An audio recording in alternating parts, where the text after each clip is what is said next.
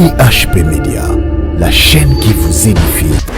Et ben nous se retrouver comme un accident. Bon, l'accident à poison na bisiko nazalaki kovanda na kati na appartement. Nazalaki na moto pe azalaki kolambela ngai biloko na kati na ndako. Nzoka na sima, nzoka azalaki déjà nde toloba keno bato mabe bazangaka te. Nzoka bautilisaki ye na nzela ya biloko ya kolia tellement bakomela masanga tellement ebele mingi. Alors quand on a zongi na kati na appartement na ngai ekosala kino biloko nakutaki je manger après kokota mbala moko kolala nde kokota na nga na koma yango wana seke o makambo nyonso ezalaki kosalema na nsima nayebaki lisusu obimaki oye okoti na ndako nazalaki deja ya komela masanga tellement mingi bon tellement système nde tozalaka moi biso tozala na système keno okozala na moto alambelako biloko tu paye l'argent mais tu peux sortir asala mosala na ye nyonso normal comme il faut mosala na ye nyonso normal comme il faut après confiance ndenge ezalaka tu peux donner même clé moko atanga ye soki nabimaki na nga na ntongo oyo oye na nsima tu peux arranger c'est mpesa ye ni confiance parce que aza moto tomelaki na ye mpe temps ebele makasi c'est ça mpesa alors na nzela wana nde ezalaki nzela oyo banguna bakotelaki mpona donc est ce que omémorise badate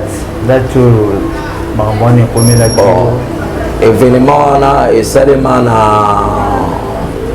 na juin, c'était dans le mois de juin, fin à mois de juin, c'est qu'à partir de les 25, les 26. Année 2013. Ah oui, année 2013. Année 2013, au coach, c'est le tout. Au lendemain, ça fait combien de bouteilles?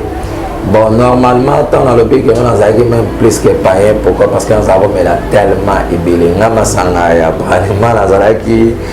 que sentir, ça me fait rien, tu vois. Na souka, il faut na souki s'attend sur Jack Daniel ou bien Johnny Walker. Parce que mon corona me l'a tellement ébélé makasi et na souka ça qui na Jack Daniel bouteille mobiba et j'ai terminé ça. Déjà déjà na kata comment c'est ça aussi que transporter nga comme manga jusqu'à l'hôpital.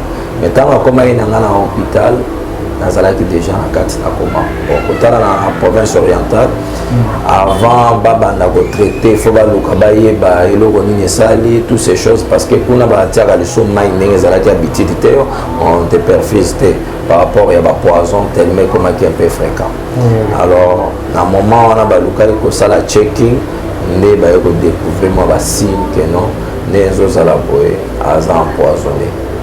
Alors, comme il y a des produits pour bomber makasi à poison, de façon à repérer. Mais dans le cas comment, j'ai fait 3 jours, il y a comment. Et je me rappelle, quand on a dans le cas comment, Zela on a zalaki kokende, ezalaki tellement moleli tellement ya makasi mingi. Wana nakatama ozolota. Oui, nazana koti na plonger vraiment. Et je me retrouve dans la nzela moko ezalaki tellement moleli makasi. Mais na nzela nazali koleka, nazomona plusieurs personnes na kati ya souffrance, bamusu na ba blessure, bamususu se ba conditions ezalaki. Mais na tali liboso na ngai na yekomona mutu moko ya mulai na yebi ndenge na koki ko expliquer te. Nazalaki tellement géant, il a commencé à appeler mon serviteur, Dieu donné vient. Et à travers mon on a bandit qu'on pousse, mais tant on a bandit qu'on pousse, on a comment écouler là tellement makasi. Et Jean Bilo mi balé, il m'a parlé que non tu es mon serviteur. T'as la liboso na moni ba troupeau bazalaki tellement ébélé makasi. Au moins musala on a fait ça yango o esengeli au sala. Mais je me rappelle que non. Na répondaki na lobi ke na kokoka kosala ngote et verset oyo apesanga c'était Jérémie chapitre 1er mobiba après na yoko bima na koma wana eza IHP Media, la chaîne qui vous édifie.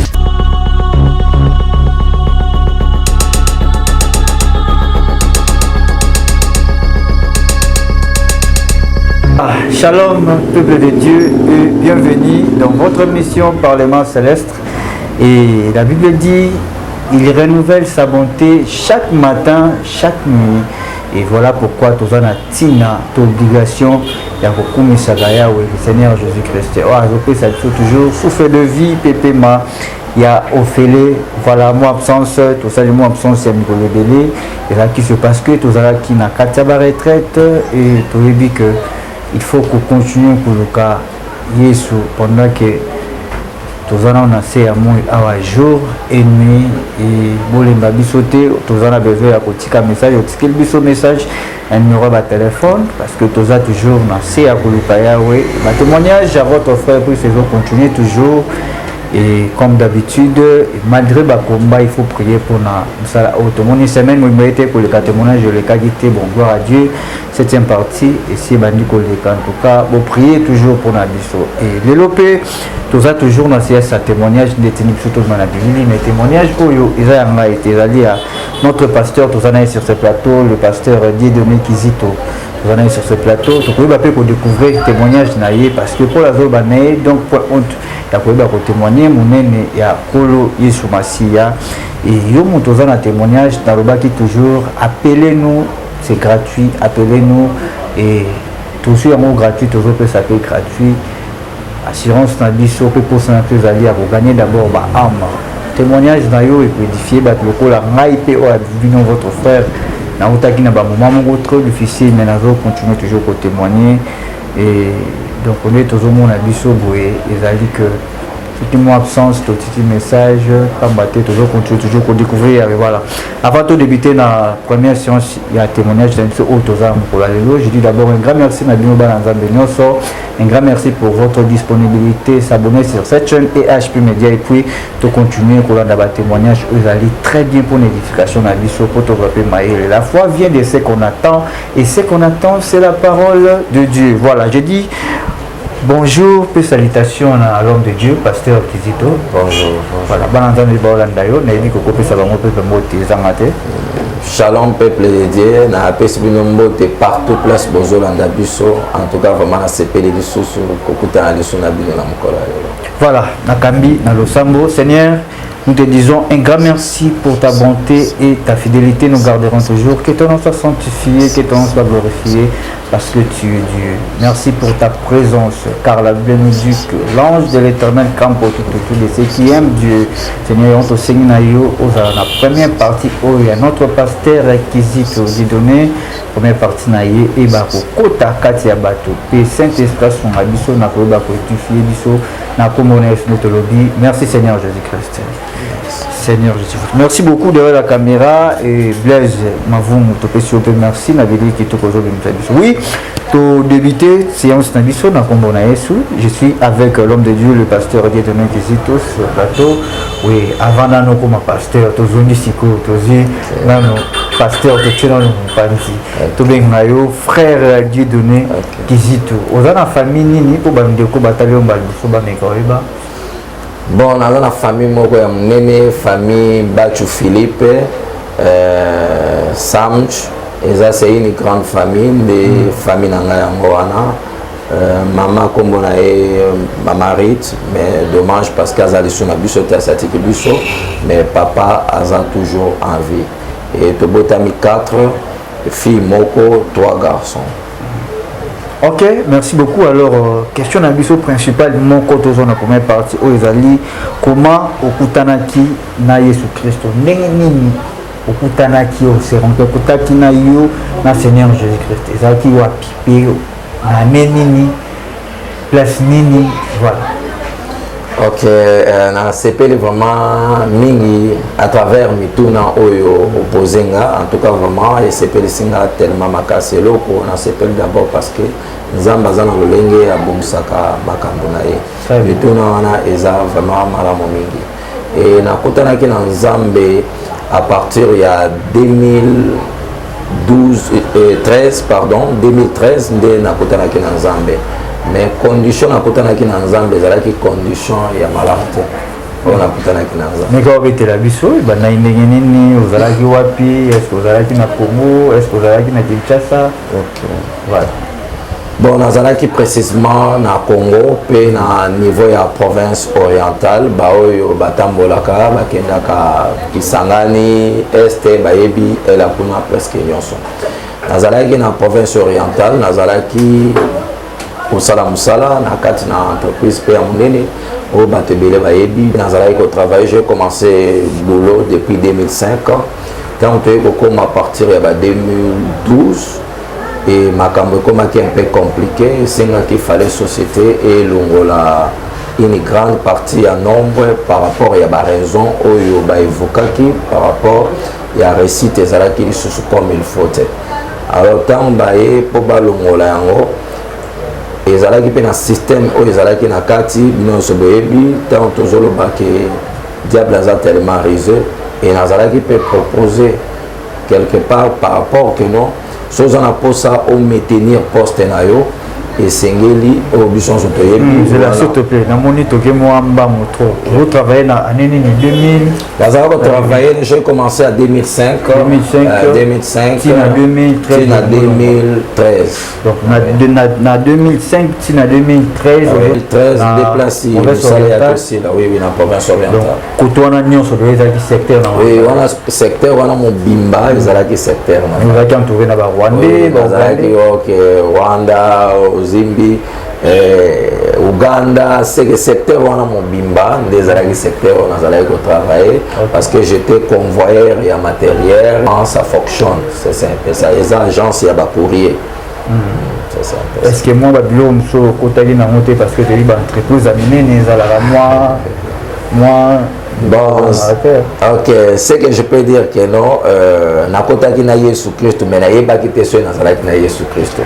Parce que tant na le banza qui plus que même païen. C'est plus que même païen. Na kata entreprise tant on travailler déjà, yeba ki na Yesu te. Oui, na yeba ki Jésus te, na yeba ki Nzambe te. Ok, na 2005 na 2013. Ok, au Molomba. Oui, en 2013, il fallait que et compliqué qui après et compliqué qui bon après un moment donné on se retrouvé dans un accident où il y a poison. Et ben on s'est retrouvé comme un accident. Bon, un accident à poison na bisiko nazalaki kovanda na kati na appartement nazalaki na moto pe azalaki kolambela ngai biloko na kati na ndako. Nzoka na sima nzoka azalaki déjà ndete loba keno bato mabe bazangaka te nzoka bautilisaki ye na nzela ya biloko ya kolia tellement bakomela masanga tellement ebele mingi. Alors quand on a zongi na kati na appartement na ngai ekosala keno biloko nakutaki je manger après kokota mbala moko kolala nde kokota na nga na koma yango wana seke o makambo nyonso ezalaki kosalema na nsima nayebaki lisusu obimaki oye okoti na ndako nazalaki deja ya komela masanga tellement mingi bon tellement système nde tozalaka moi biso tozala na système keno okozala na moto alambelako biloko tu paye l'argent mais tu peux sortir asala mosala na ye nyonso normal comme il faut mosala na ye nyonso normal comme il faut après confiance ndenge ezalaka tu peux donner même plein moko atangai soki nabimaki na nga na ntongo oyo oye na nsima tu peux arranger c'est un peu ça une confiance parce que aza moto toumelaki na ye mpe temps ebele makasi c'est ça un peu ça. Alors na nzela wana nde ezalaki nzela oyo banguna bakotelaki mpona. Donc est-ce que omémoriza badate makambo wana ekomelaki événement wana esalema na juin, c'était dans le mois de juin, fin à mois de juin, c'est qu'à partir de les 25, les 26. Année 2013. Ah oui, année 2013. Année 2013, au côté, c'est le la moins macabre, ça peut être combien de bouteilles. Bon, normalement, tant dans le pays que nous avons même plus que païen, pourquoi? Parce que nous avons tellement ébélé. Nous avons qui sentir ça me fait rien, tu vois. Na souka, il faut na souki s'attend na Jack Daniel ou bien Johnny Walker. Parce que mon corona me l'a tellement ébélé makasi et na souka ça qui na Jack Daniel bouteille mobiba. Et j'ai terminé ça. Oui, c'était pendant la nuit ou... Oui, c'était pendant la nuit parce que je me retrouve dans un moment où collègue qui kotika nga nanda c'était presque 2 heures. C'était comment tant au kwei nanda kolali. Bon tant na koti nanda ko nazalaki vraiment pas na équilibre parce que si manga tu vois na koti après on a fermé la porte mon camarade nanga yazalaka avocat aye a toqué amoni réaction aux à la tête mais atuni ba voisin ba répondre ba lobi non atika ni non ko bimate. Maintenant, il faut foncer porte kokota et à la porte de la chambre qui est ouverte, mais kokota dans la chambre, déjà dans la carte à coma. C'est ça aussi que transporter comme jusqu'à l'hôpital. Mais tant que comme il y a un hôpital, nazalaki déjà na kati na coma. Bon, kotala na province orientale, avant babanda ko traiter, faut ba luka ba yeba eloko nini sali, toutes ces choses parce que kuna ba tiaka le so mai ndenge zalaki habitude te, on te perfise te par rapport à ba poison tellement comme qui est un peu fréquent. Alors, na moment on a ba luka ko sala checking, ndé ba ko découvrir moi ba signe que non, né zo sala boy aza empoisonné. Alors, comme il y a des produits pour bomber ma poison, de façon à réparer. Mais dans le cas de coma, je fais 3 jours, il y a coma. Et je me rappelle, quand on a dans le cas de coma, Zela on a zalaki kokende ezalaki tellement moleli tellement ya makasi mingi wana nakata ozolota oui nazana koti na plonger vraiment et je me retrouve nazalaki na nzela moko ezalaki tellement moleli makasi mais na nzela nazali koleka nazomona plusieurs personnes na kati ya souffrance bamosusu na bablessure bamosusu se bacondition ezalaki mais natali liboso na ngai naye komona motu moko ya molai nayebi ndenge nakoki koexplike te nazalaki tellement géant. Il a commencé à appeler mon serviteur Dieudonné vient. Et à travers mon on a bandé qu'on pousse, mais tant on a bandé qu'on pousse, on a comment écoler là tellement makasi. Et Jean Bilo mi balé, il m'a parlé que non tu es mon serviteur. Tala liboso na moni ba troupeau bazalaki tellement ebele makasa bi au moins musala on a fait ça yango o esengeli au sala. Mais je me rappelle que non na répondait qui na lobby que na kokoka kosala ngote et verset oyo apesanga c'était Jérémie chapitre 1er mobimba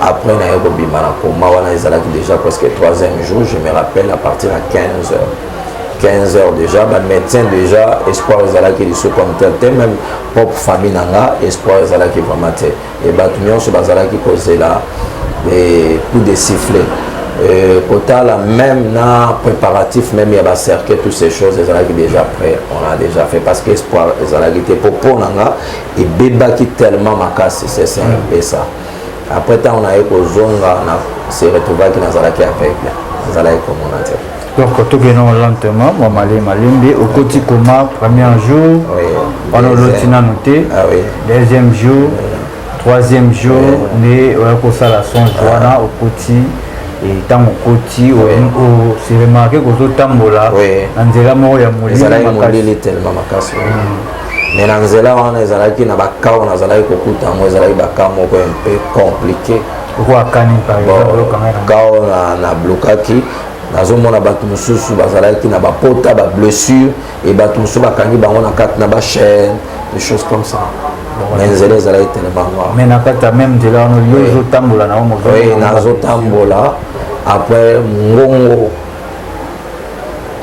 ebandi kobelela kombo na nga ntango ebimisi ebengi na kombo complet et après que cela à travers kombo mungongo ntango ebengi nga nabandi kolanda place mungongo nde naye komona se mutu wana moye kutu ya koexplike ezozala te même elongi mpona kokomona ngo te il était tellement géant costaud et il a commencé même à me parler mais façon ezalaki kolobela nga ezalaki tellement na mawa et na kati na ngai nakomai même kolela parce que je me retrouve après parti wana nde naye kobima na koma mais ma miso ezalaki tellement j'ai commencé vraiment à pleurer tellement je me sentir vraiment plein de douleurs en moi mais j'étais aveugle c'est ça quand on l'a monté se retrouver avec médecin oui médecin quand on ezalaki un peu incroyable pourquoi parce que même ba médecin bandimaki te et ba médecin bazoloba bi état na yo tondimaki te soki okobima na koma parce que kotala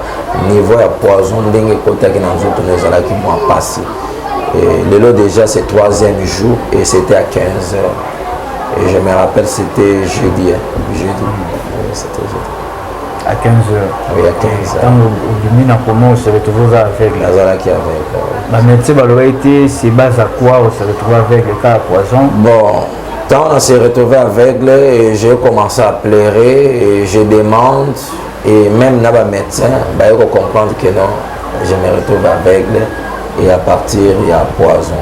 C'est un peu ça et à plus que cela ba tinda kinga ina mona ba médecin au bazar spécialiste pour la mission beaucoup dans la province orientale vous allez toujours quand un centre moko oyo ya ba médecin ba tata mission me bayaka mais na moment les allez qui na médecin moko auta qui na est ya misu tant na qui na monier et à tel le binon quand on est un peu compliqué c'est mieux je puisse venir à Kinshasa on a toujours en 2013 voilà namoni to mais un peu poser moi la question parce que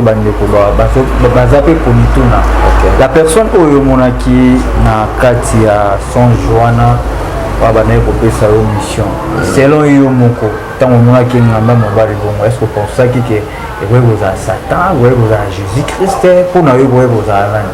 Bon, pour moi,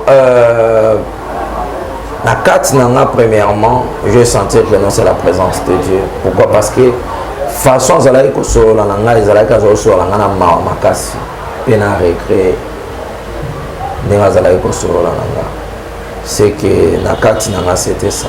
Après ça que mission moko il m'a montré que non tala ba brebis ba troupeau où il fallait ozwa charge na bango ya koyeba kobatela bango eza musala oyo nga na pesa yo c'est un peu ça alors à fonction wana nazolela mais ntango nazalaki kolela nakweyaki na se je me suis égenoué nazoyebisa ekende nakokoka musala wana te ayebisi nga Jérémie premier, c'est que Jérémie à partir du premier verset. Jérémie chapitre 1er verset 1er. Oui, c'est un peu ça.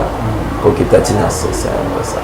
Convaincu? Oui, j'étais convaincu par rapport au message parce que quand on a abîmé la comment et Nazala est tellement collé là et je me rappelle Mukoloana Nazala est une cousine c'est à fin place à Zanzamba Pambolaye. Et dans un moment, il a commencé même à me demander qu'est-ce que ça se passe.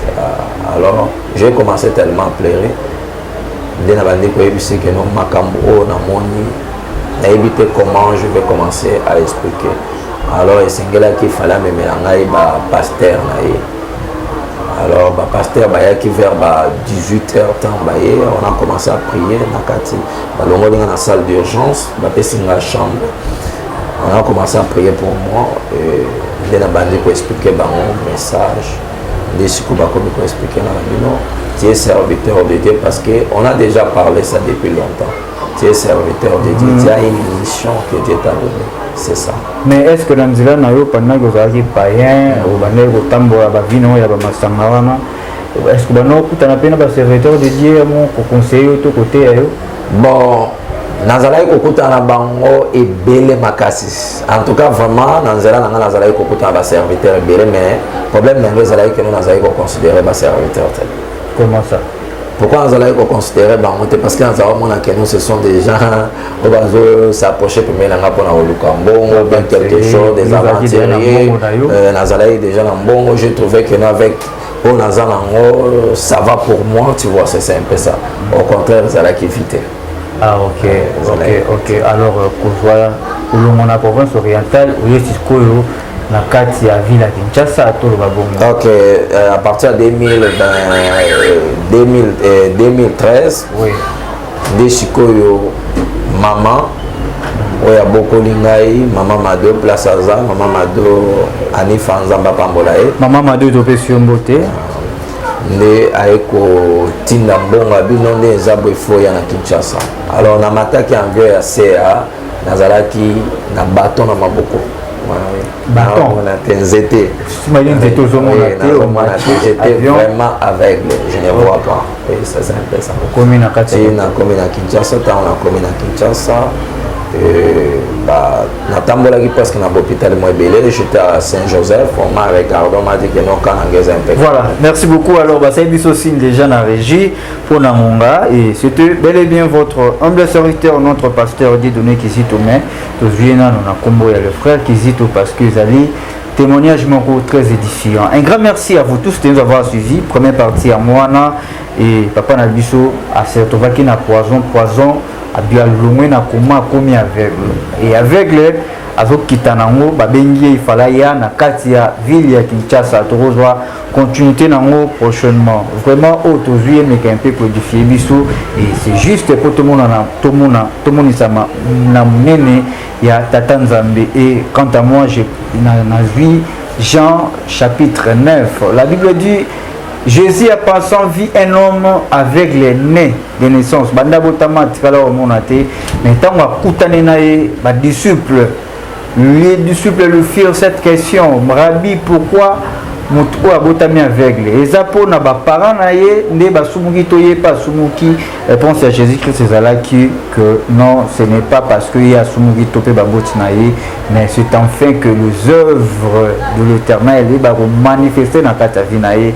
Cela veut dire peu importe problème au kuta na ona vie ba que ça pour na bolamu ya Nzambe. Voilà pourquoi le tozana papa sur ce plateau il ne plus aveugle azomona mais a comment qui aveugle pour mon mouya tout miracle Nzambe monta malikolo ya vie. Je dis un grand merci à vous tous de nous avoir suivis, un grand merci na ba Nzambe mingi au nyonso bozwi disponibilité à repesa biso pour na kolanda témoignage au eza juste première partie to ko banango kolo aiba na kozala biso. Merci derrière la caméra Blaise Mavumo ainsi que Charlie Kanga image pro toza toujours wana biso ba to s'abonner sur EHP Media pour la continuité à ba témoignage ya kitoko boye kolo a neka na kopambola biso oui papa to komi na suka première partie na biso ko pesa ba beauté.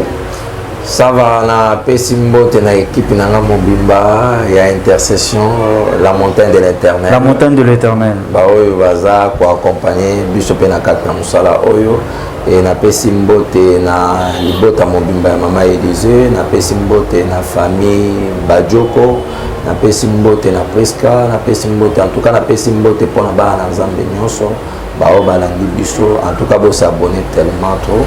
Et nous allons bien pour le Zambé. Merci beaucoup.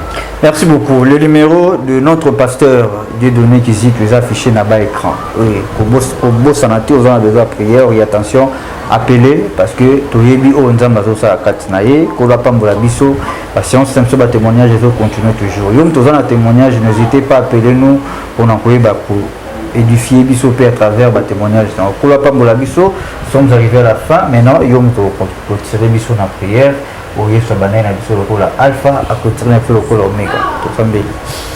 Merci mon sang en Israël. Nzambe totiki mon Seigneur na salobo konayo. Nzambe o nyon soit lundi témoignage Jésus Christ Seigneur et le kana ko fortifier. Nzambe et le kana ko kangola pe le kana ko bikisa et belé par au nom puissant de Jésus. Penatiki équipe mon bimba Seigneur Jésus pour banda ba technicien ba journaliste nyon son antiki ba na salobo konayo. Amen. Amen. Merci Baba et à la prochaine. Ce qui est sur Zonité. IHP Media, la chaîne qui vous édifie.